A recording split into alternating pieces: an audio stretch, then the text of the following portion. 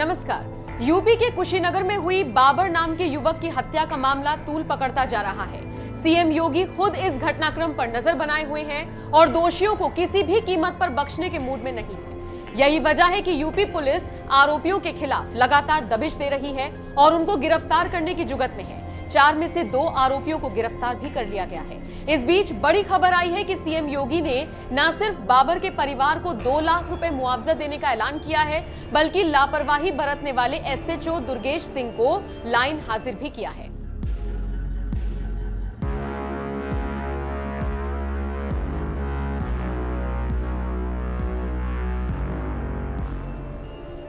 दस मार्च को जब 5 राज्यों में हुए चुनावों के नतीजे आए तो बीजेपी का जादू साफ दिखाई दिया। 5 में से 4 राज्यों में बीजेपी ने जीत दर्ज कर सभी को जश्न मनाने का मौका जो दे दिया।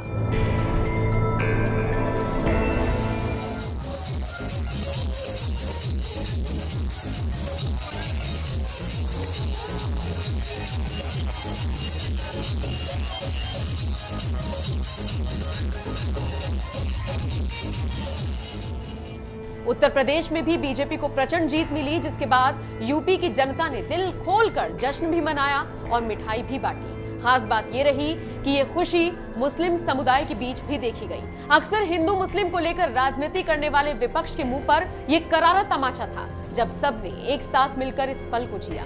बाबर भी बीजेपी की जीत से गदगद थे। मुस्लिम समुदाय से ताल्लुकात रखने वाले बाबर बीजेपी की जीत से इतने खुश थे कि उन्होंने आसपास के इलाकों में लड्डू बंटवाए थे। वो इस जीत से खुश थे, लेकिन उनकी ये खुशी उनके पड़ोसियों को रास नहीं आई। खुशी से झूम रहे बाबर को इतना मारा गया, इतना पीटा गया कि उसकी हालत खराब हो गई। आनन फानन में उसे अस्पताल ले जाया गया, जहां पर डॉक्टर्स ने उसे मृत घोषित कर दिया।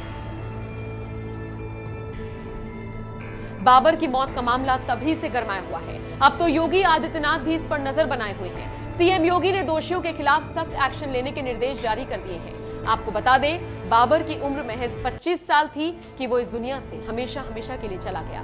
बाबर की मौत और उसके साथ हुई बर्बरता पर अब सीएम योगी एक्शन में है। सबसे पहले तो सीएम ने बाबर की मौत पर दुख व्यक्त किया और उसके बाद पुलिस को इस मामले में सख्त कार्रवाई के निर्देश जारी कर दिए गए हैं। फिलहाल पुलिस ने 2 आरोपियों को गिरफ्तार कर लिया है और उन्हें जेल भेज दिया है। बाकी की तलाश जारी है। इस मामले पर बीजेपी विधायक पीएन पाठक ने कहा है कि दोषियों को बख्शा नहीं जाएगा और उनके खिलाफ सख्त कार्रवाई की जाएगी।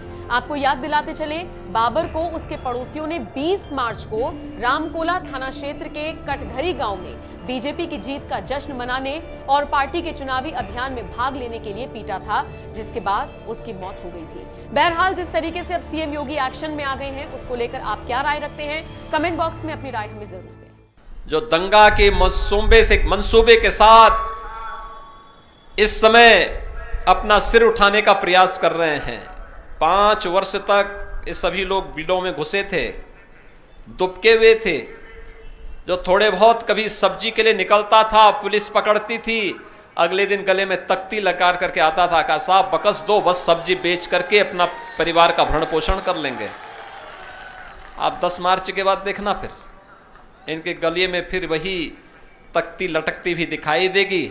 और फिर एक गर्मी जो अभी किराना में और मुजफ्फरनगर में कुछ जगह दिखाई दे रही है ना, ये सब शांत हो जाएगी इसके बाद। क्योंकि गर्मी कैसे शांत होगी, ये तो मैं मई और जून में भी इसको बहुत शिमला बना देता हूं। और इसलिए भाइयों बहनों, आज आपके बीच में मैं अपील करने के लिए आया हूं। ये 12 लेन का हाईवे मेरठ और दिल्ली के बीच जोड़ने का ये हाईवे, ये डबल इंजन की सरकार दे रही है।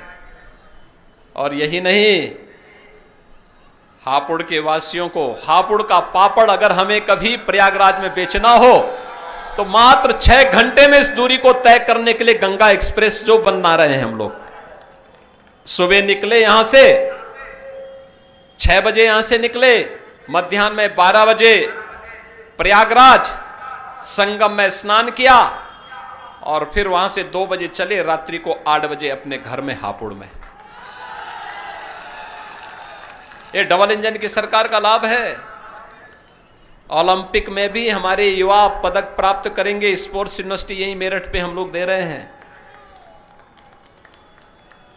सपा बसपा की सरकार में तमंचे की फैक्ट्री लगती थी और हम लोग डिफेंस कॉरिडोर दे रहे हैं। डिफेंस कॉरिडोर, यहां जो तोप बनेगी और यहां का नौजवान जब उस तोप के ऊपर चढ़ करके पाकिस्तान की सीमा में उसको दहाड़ेगा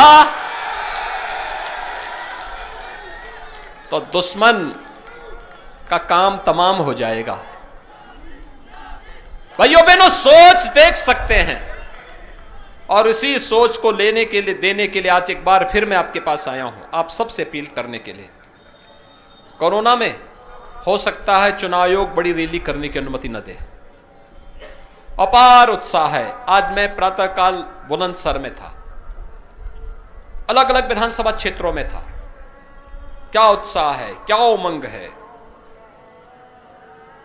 जनता चुनाव लड़ रही है। जब जनता आगे हो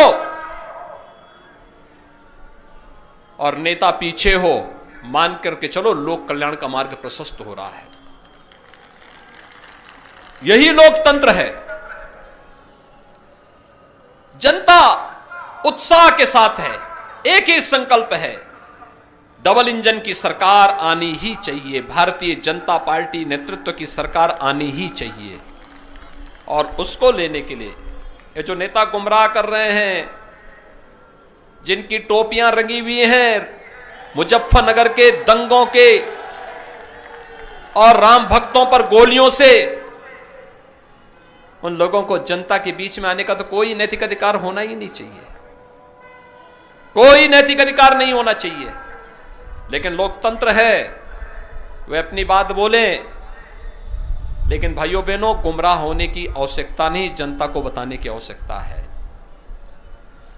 एक ही बात बता देने की आवश्यकता है। जब इनको अवसर मिला था तब बिजली नहीं दी, आज फ्री की बात करते हैं।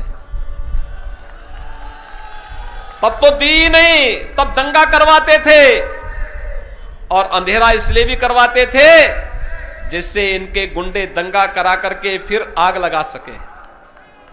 यही तो करवाते थे।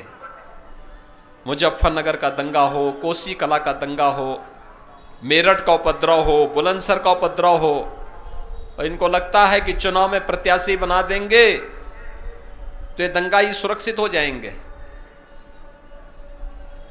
अगर प्रदेश की जनता जनार्दन की सुरक्षा के साथ किसी ने खिलवाड़ किया तो ये वो भी जानता है कि डबल इंजन की सरकार इसको कोई भी स्वीकार नहीं करेगी। और भाइयों बहनों, आज आप सबको यही आश्वस्त करने के लिए मैं आया हूं। कोरोना के प्रोटोकॉल का हम पालन करेंगे।